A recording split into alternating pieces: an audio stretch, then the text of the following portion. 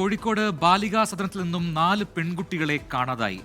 ചെറുവറ്റയിൽ പ്രവർത്തിക്കുന്ന ബാലികാ സദനത്തിലാണ് സംഭവം. ദിലിഷ തിലകൻ കോഴിക്കോട് നിന്ന് ചേരുന്ന വിവരങ്ങളുമായി. ദിലിഷ, എപ്പോഴാണ് ഈ കുട്ടികളെ കാണാതായത്? വിവരങ്ങൾ എന്താണ്? അല്പസമയം മുമ്പാണ് ഇത്തരത്തിൽ ബാലികാ സദനത്തിൽ നിന്നും കോഴിക്കോട് ചെറുവറ്റയിൽ പ്രവർത്തിക്കുന്ന ബാലികാ സദനത്തിൽ നിന്നും 4 പെൺകുട്ടികളെ കാണാതായതായി ബാലികാ സദനത്തിലെ തന്നെ അധികൃതർ അറിയിക്കുന്നത്. അതായത് ഈ ചെറുവറ്റയിൽ പ്രവർത്തിക്കുന്ന ബാലികാ സദനമാണ് ഇത്.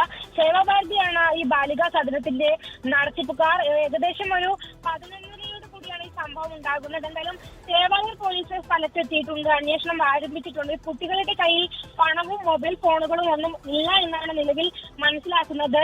പെൺകുട്ടികളെ കാണാതായത് രാവിലെ എന്നാണ് ബാലികാ സദനത്തിലെ അധികൃതർ പറയുന്നത്. കുട്ടികളുടെ എണ്ണം എടുക്കുന്ന സമയത്താണ് ഈ കുട്ടികളെ കാണാതായ വിവരം മനസ്സിലാക്കുന്നത്.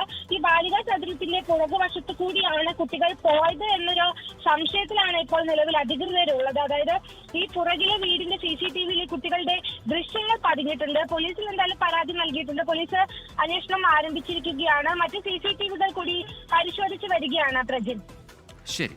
ദിലിഷ തിലകനാണ് കോഴിക്കോട് നിന്നും വിവരങ്ങൾ നൽകിയത്.